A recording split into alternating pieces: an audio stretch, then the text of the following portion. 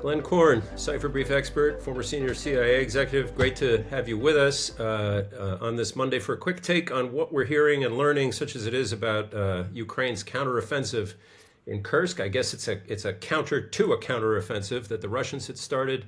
What do you know? What can you tell us about what you're hearing in terms of what's going on at the moment? It's great to see you, and thank you for inviting me to the show. My understanding is that the Ukrainians once again caught the Russians off guard. They launched as you mentioned, counteroffensive. The Russians have been taking territory from the Ukrainians in Kursk.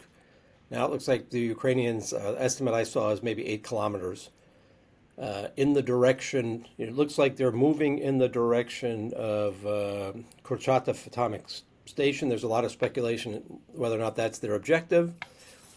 There's some speculation that this is actually a deceiving maneuver, that they have other plans to launch other offensives or counteroffensives along the front. But it appears that they have been successful so far, although Kiev is being very careful on what they're saying in terms of details. And of course, in the Russian media space and the blogger space, it looks like the Russians are putting out a lot of disinformation about the number of Ukrainians they've killed, equipment they've destroyed, aircraft they've shot down, which I find highly suspicious. Right. So, Just in general terms, Glenn, this was, it's 5 months ago now that they first stormed in there. It was one of the more startling, I think safe to say, military episodes of the war.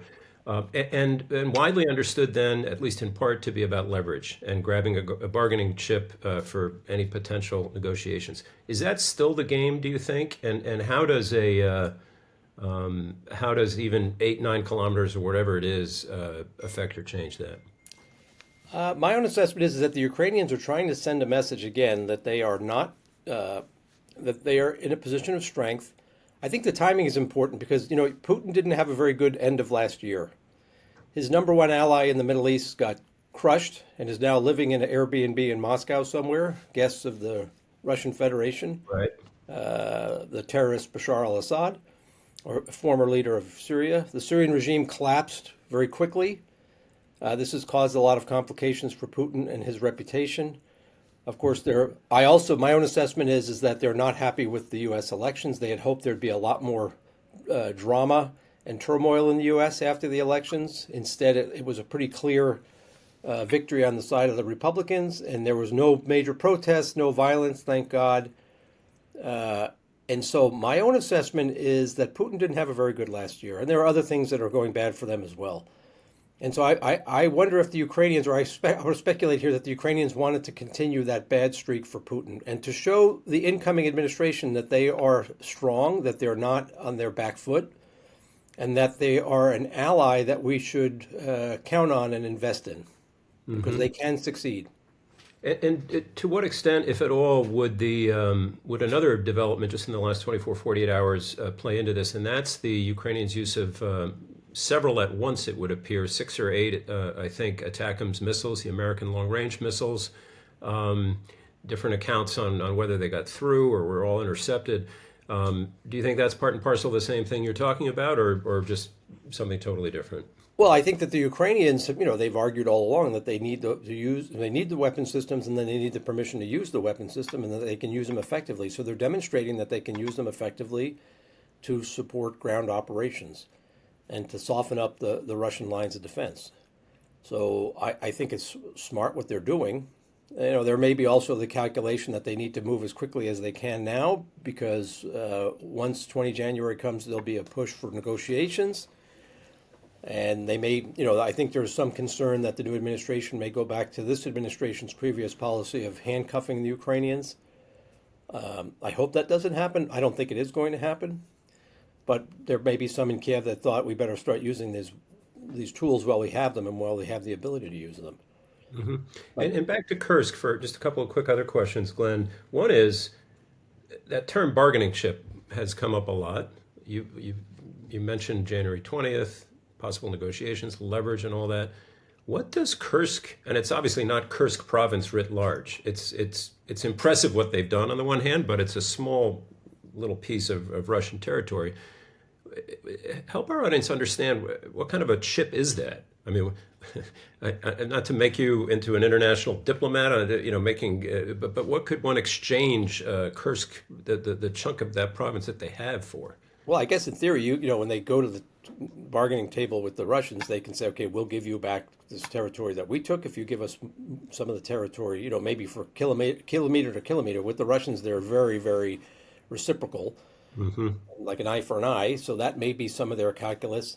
But I also would say, Tom, I think that the Ukrainians are also, they have been involved in a very long-term effort for at least over a year, year and a half, to destabilize Russia from within, to show the Russian people that Putin is not as strong as he is. And these kind of operations, I mean, again, coming on the collapse of the Assad regime, coming on news about the Russian economy, the devaluation of the ruble, of course, coming on the fact that the Ukrainians, we shouldn't forget, they stopped the gas transit, which is going to cause a problem for the Russian economy. At the same time, we have a U.S. president coming into office who's said, at his election victory, pump, baby, pump. Some people in the Trump administration have said that we are going to pump the Russians into submission.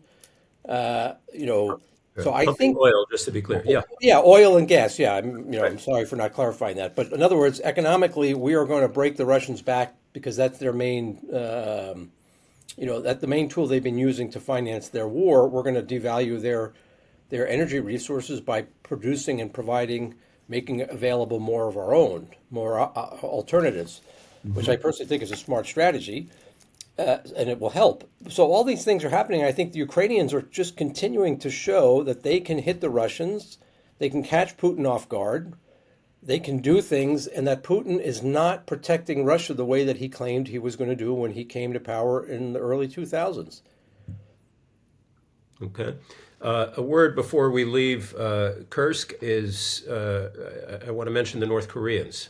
We were kind of just taking stock of the axis of authoritarians, or whatever you want to call those four countries: Russia, North Korea, Iran, China, at the end of the year. And this really has been, we know there's been a lot of other bits and pieces of impact that group has had, but this is a really stark and visible one. If you believe Zelensky, the North Koreans are taking a beating there. Talk a bit, if you would, about the impact of their presence there and what we should read into that. Well, one, I think that the fact that they had to bring in North Koreans to fight this war, basically mercenaries, demonstrates that they also have a personnel shortage in the Russian military. They have a problem, right? So the North Koreans, my understanding so far, have not demonstrated great prowess on the battlefield. I'm not surprised about that. I doubt that they have the level of training and motivation that the Ukrainians have to defend their own territory. Remember, the Ukrainians are fighting a defensive war. The North Koreans are dropped there to fight, a war. Maybe they're being, making more money doing this, or of course, the propaganda and the level of brainwashing of the North Koreans is probably pretty high. But I doubt that they're as motivated to fight. And my understanding is that the Russians themselves are treating the North Koreans poorly, that there's a lot of conflict between the North Korean troops and the Russians. And so I don't think that the North Koreans have made a huge difference so far. And we'll have to see now whether Putin tries to bring in another tranche, whether the North Koreans continue to invest in this, and whether the PRC continues to allow it to happen. Because early on, I think that Beijing was very upset with what Putin's doing for a number of reasons. Yeah. Last question then. We've talked about the potential, everyone else has talked about the potential too of a Trump-led plan or negotiated effort. I think that the general assessment in global media anyway is that the Ukrainians are in a weak point, would come to such a negotiation right now in a weak state. That doesn't seem to be your take from what you're saying. Do I read that right? Well, of course, the Russians want people to believe that, and that's been the Russian propaganda effort, the covert influence effort for a long time at multiple levels.